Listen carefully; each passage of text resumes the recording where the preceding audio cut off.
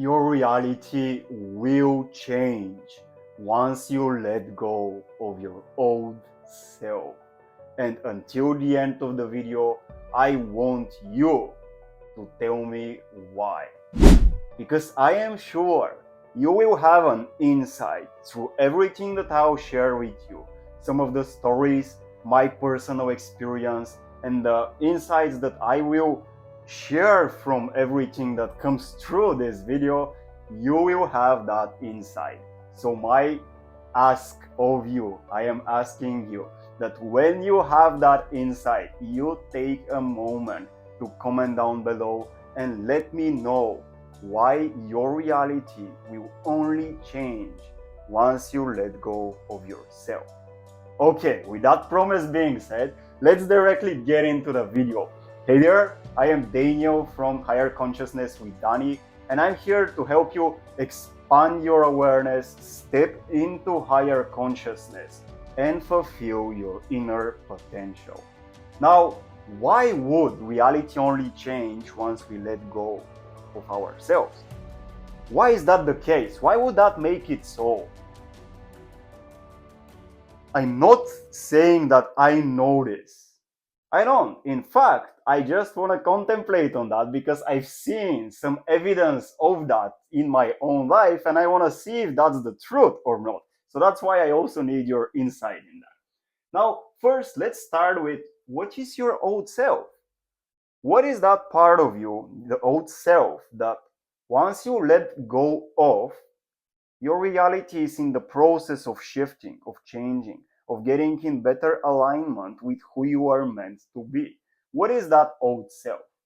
We can simply see the old self as one conglomeration of all the beliefs, your behaviors, all the habits, your conditioned attitude to your own self and to the things that you're doing in life, and your feelings and emotions. The complex of all of that combined, this conglomeration of all these inner aspects of yourself, is what I think is your old self. So we need to know what we're working with. If we assume for a moment that for our reality to change, we must let go of that self. So what is that self? Do you accept that it's your beliefs, conditioned attitude, behaviors, habits, feelings, emotions? Or we can simply put it, your old self is your present concept of yourself. How you see yourself right now is your old self. And I am sure from my personal experience that once you start letting go of that, reality shifts. Why would that be true? And how does that process of letting go actually works? These are the more important questions that I want us to consider in this conversation. So it starts from your attitude. Your attitude to yourself. You have an attitude to yourself, by the way, if you didn't know. All the time you are finding yourself, you're catching yourself that you speak to yourself in your own mind in the forms of stories, in the forms of praise, in the forms of, let's say, judgments, condemnations, criticism sometimes. And this is human. It's okay. It's natural for everybody. It is part of the human game. But this is how it starts. It starts from your own attitude to yourself. Look at it this way for a moment and let me know if this makes sense, by the way. If your old self is all of that included, your self-concept, then if you could change the attitude you have towards your own self, the way you look at yourself, if that is your self-concept and this is the way you look at yourself, your attitude, if you could shift your attitude, the way you look at yourself, would that change the self that you're looking at? It's a curious question now, isn't it? And I love that phrase, by the way. Maybe you've heard me say it a lot of times in the channel, but I really love that phrase. So, would the self that you're looking at change simply by changing the way you look at that self? It's the same question asked in a reverse order. So, I think it starts from your attitude, but what do you think? How could you change your self-concept? How could you let go of your old self-concept to see if we are speaking the truth here? If reality would change if we first let go of our old self? How would we know? What do you think? I think it starts from our own attitude to self, because think about it for one moment. You are in a relationship with yourself, whether you like that or not. However that relationship looks like, it doesn't matter. But the fact is that any moment you are aware of who you are in a relationship with yourself.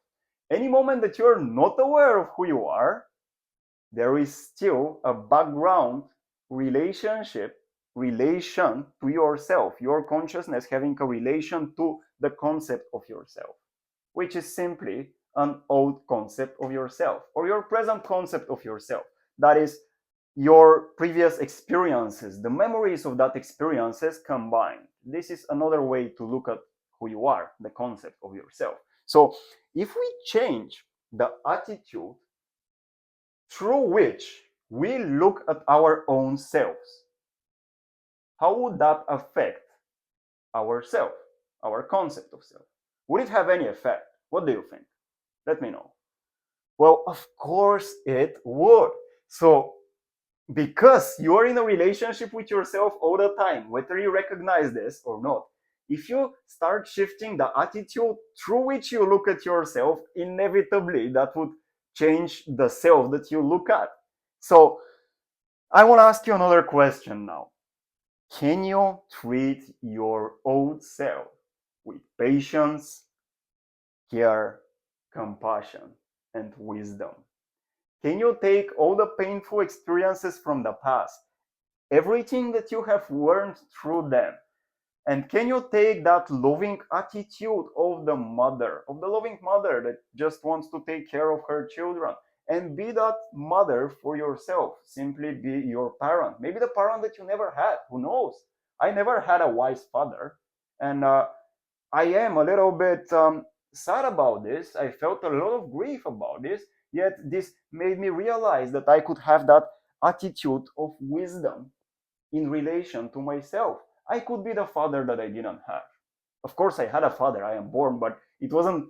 Our relationship wasn't the best that it could have been. Even though I've forgiven myself about that, now I can be the father that I wanted in the past, but I didn't have, and I can simply assume that state of being in my relationship to myself. So, going back to the question, can you treat your old self with patience? Why patience? Well, because you cannot change something that you don't accept, and you need to be patient with yourself to get to know yourself better. With care, because you need to validate who you are. Whether you like who you are or you don't, it is the case. It is the case. You can't deny that.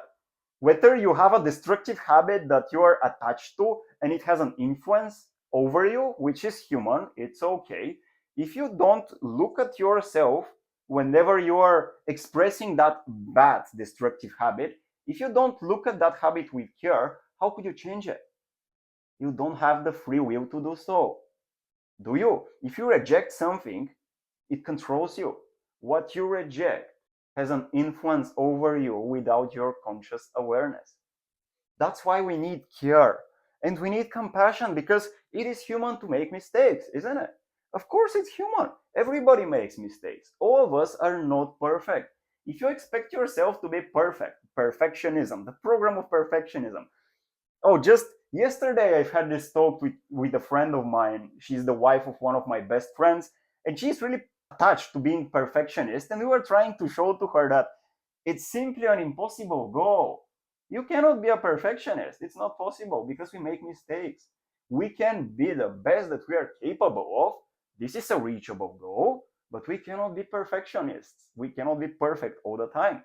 So that's why we need to have a little bit of compassion. Can't we? Can't we be more compassionate and loving to ourselves? Of course we can. We can forgive ourselves for the past mistakes. We can let go of previous disappointments. We can let go of all that grief, of all that self-hatred, condemnation, anger, guilt, shame even. It is possible through compassion. If you look at yourself through the attitude of patience, care, and compassion, letting go happens by itself. It's a form of reparenting, assuming the father figure of wisdom and discernment, or the mother figure of love, care, and validation and compassion. And in your inner conversations, speaking to you with the attitude of patience, care, love, compassion, and the wisdom from everything that you have learned from your own previous mistakes. Because we cannot be perfect. Yet, if we have compassion for our mistakes, then we learn something through them. They have value. And we can use that wisdom and discernment from what we have learned to give ourselves the direction we need in a moment of need. Can't we? Of course we can. It is human, it's accessible.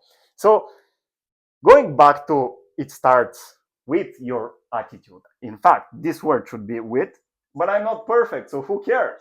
Right? So, going back to this question, assume that there is this loving presence, a state of being present, a state of being aware of how your body feels, presence awareness of your feelings, presence awareness of the presence that you are, the awareness, the attention of who you are. I am aware of I am.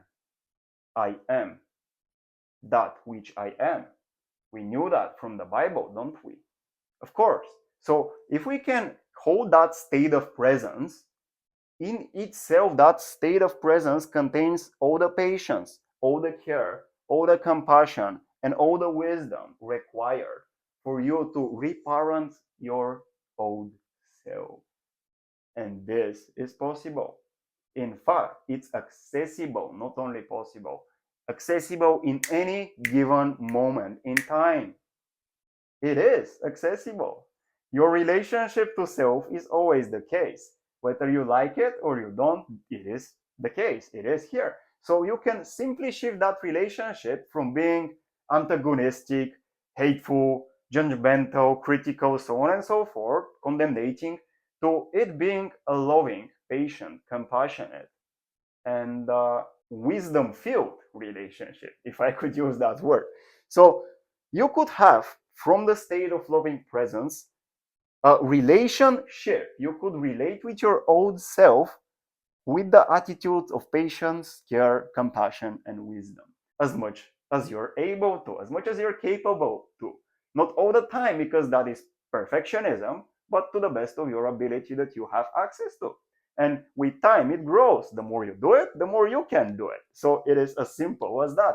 It has an exponentially growing effect.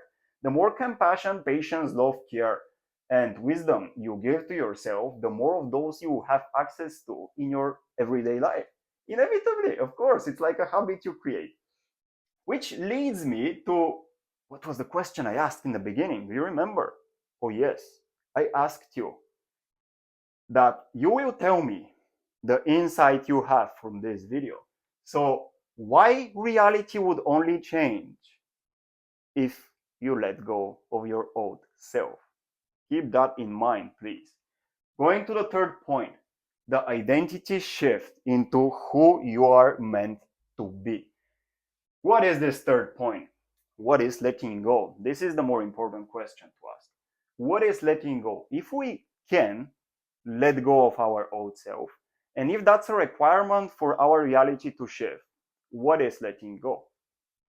Now, I'm tired of using words to explain that. That's why I try to, in a way, draw it, even though I'm not the best at drawing. But let's say that this is who you are, okay? This stick figure. I'm not the best at drawing, but it works. This stick figure is who you are. In your mind, there are repetitive thought patterns that are repeating themselves. They're intrusive. They are, in a way, trying to take control, overwhelm, overpower your experience. And this is the case. Each of us has negative programs, conditioned thinking, coming from trauma, coming from repressed feelings, all these stories that we are related with, and it's hard for us to let it go. Oof, what has happened to me in the past? It's so bad. There is nothing I could do to change it, so on and so forth. Now I won't go into detail, but you know what I'm speaking about. So repetitive thought patterns. You also have feelings. At any given moment in time, you could be aware of your feelings. There are feelings present in your body. And what is letting go? If you could shine the light of awareness, I am aware at this moment in time. Are you? Are you present? Are you present with me? Please, I need your attention. Please, are you? So if you are present with me, the light of your awareness can be directed to anything that you don't like. You can direct the light of your loving awareness to your repetitive thought patterns, and little by little have the insights of why they are here. Maybe they're trying to protect you from something. Maybe they're providing benefit to your life by helping you escape disappointment. This has been the case for me, and it is still the case sometimes.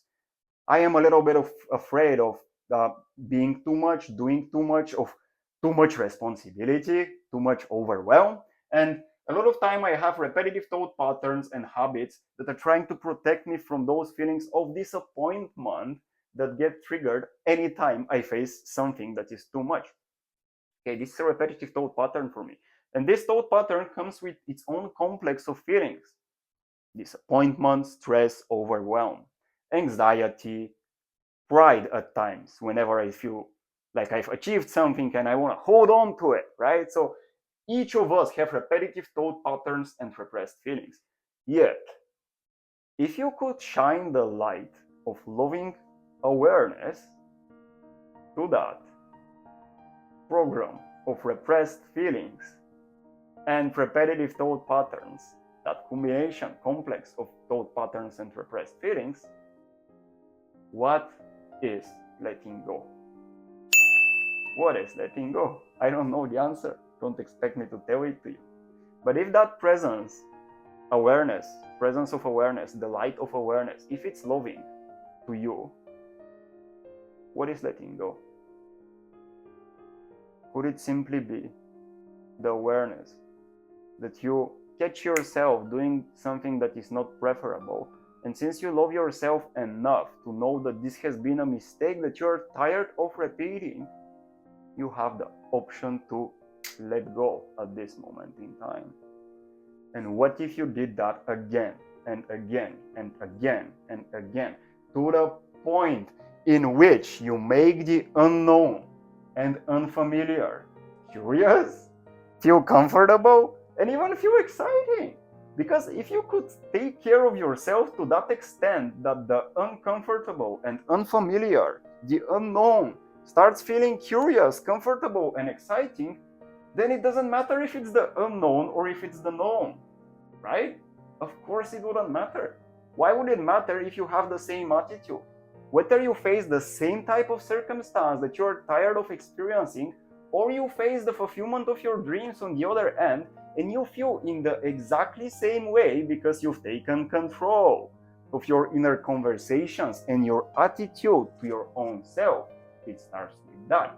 So if you have taken control of that, and you make the unknown and unfamiliar feel curious, comfortable, and even exciting at times, then why would your reality change if you let go of your old self? This is the simple question I want you to reach your own answer to. Why? Why is letting go the portal through which we need to pass so that our reality changes?